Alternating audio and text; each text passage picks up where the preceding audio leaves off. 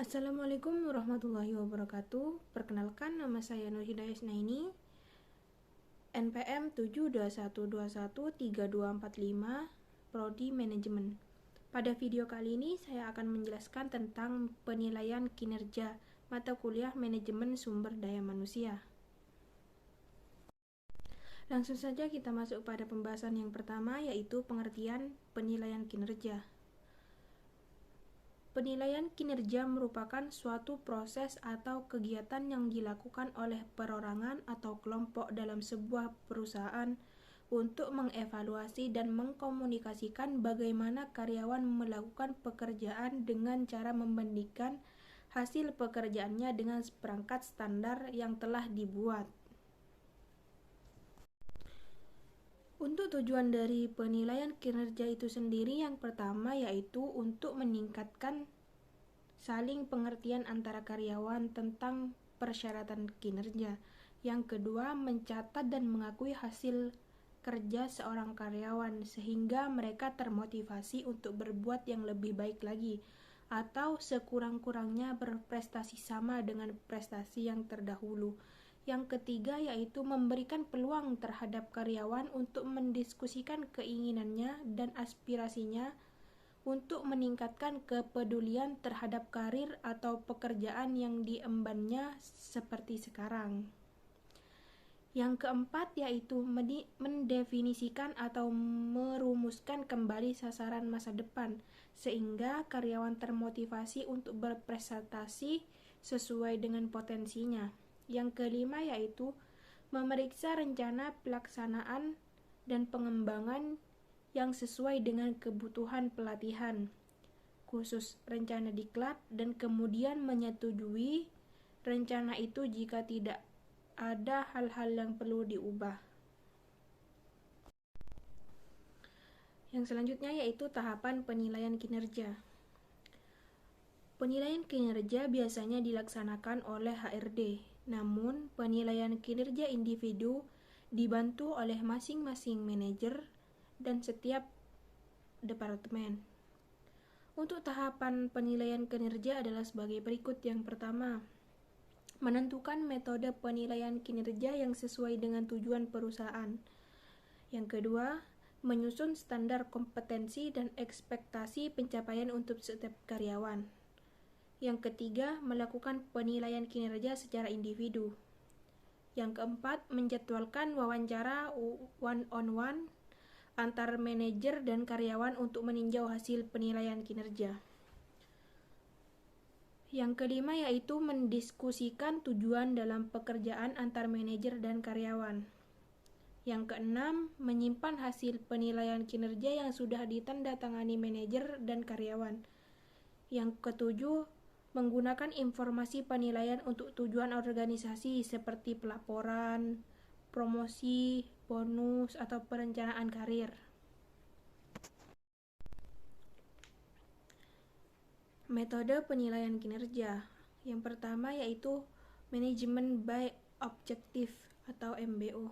Dalam metode ini, manajer dan karyawan bekerja sama untuk mengidentifikasi, merencanakan, mengatur, dan mengkomunikasikan tujuan untuk kesuksesan dalam periode waktu tertentu dengan menggunakan metode SMART atau Specific, Measurable, Achievable, Realistic, dan Time Sensitive. Metode ini digunakan untuk melihat apakah tujuan yang ditetapkan itu spesifik, terukur, dapat dicapai, realistis, dan sensitif terhadap waktu. Yang selanjutnya, yang kedua yaitu Behaviorally Assured Rating Scales atau BARS. Metode penilaian kinerja dengan rating scale atau skala penilaian merupakan metode penilaian yang paling umum digunakan. BARS dianggap metode yang paling efektif karena melibatkan penilaian secara kualitatif dan kuantitatif. Untuk yang ketiga yaitu Degree Feedback. Metode ini merupakan metode multidimensi yang mengevaluasi karyawan menggunakan evaluasi yang dikumpulkan dari semua pihak yang berhubungan dengan kinerja karyawan, seperti manajer, rekan kerja, pelanggan, dan bawahan langsung. Metode ini tidak hanya akan menghilangkan bias dalam penilaian kinerja, tetapi juga menawarkan pemahaman yang jelas tentang kompetensi setiap individu. Untuk selanjutnya yang keempat yaitu Assessment Center Method. Dalam metode ini, penilaian kinerja dilakukan dengan menempatkan karyawan pada sebuah situasi lalu meminta karyawan untuk mengambil peran dalam situasi tersebut. Yang kelima yaitu Human Resource Cost Accounting Method. Atau metode penilaian kinerja ini dilakukan dengan melihat perbandingan biaya yang dikeluarkan oleh perusahaan untuk memberikan gaji kepada karyawan tersebut dengan seberapa besar kontribusi yang telah diberikan oleh karyawan tersebut. Untuk selanjutnya yaitu masalah yang berkaitan dengan penilaian kinerja. Menurut Mondi dan Noe 2005, masalah yang berkaitan dengan penilaian kinerja adalah yang pertama, kurangnya objektivitas. Salah satu kelemahan metode penilaian kinerja tradisional adalah kurangnya objektivitas. Dalam metode ranking scale, misalnya faktor-faktor yang lazim digunakan seperti sikap, loyalitas, dan kepribadian adalah faktor-faktor yang sulit diukur. Penggunaan faktor-faktor yang terkait dengan pekerjaan, job-related factor, dapat meningkatkan objektivitas. Yang kedua, bias atau halo error. Bias atau halo error terjadi bila penilaian mempersepsikan satu faktor sebagai kriteria yang paling penting dan memberikan penilaian umum baik atau buruk berdasarkan faktor tunggal ini. Yang ketiga, terlalu longgar atau terlalu ketat. Penilaian terlalu longgar atau leniency kecenderungan memberikan nilai tinggi kepada yang tidak berhak. Penilaian memberi nilai lebih tinggi dan seharusnya. Penilaian terlalu ketat atau strictness, terlalu kritis atas kinerja seorang pekerja atau terlalu ketat dalam memberikan nilai. Penilaian yang terlalu ketat biasanya terjadi bila manajer tidak mempunyai definisi atau batasan yang akurat tentang berbagai faktor penilaian.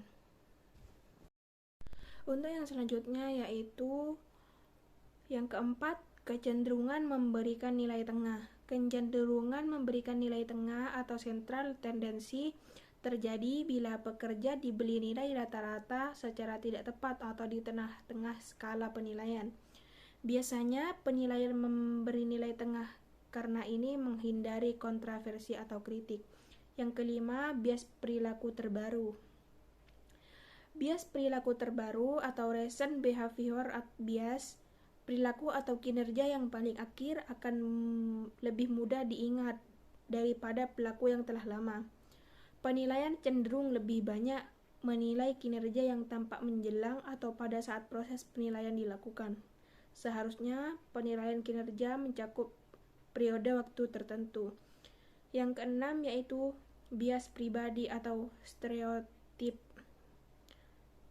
Penyelia yang dilakukan penilaian biasa saja memiliki bias yang berkaitan dengan karakteristik pribadi pekerja seperti suku, agama, gender, atau usia.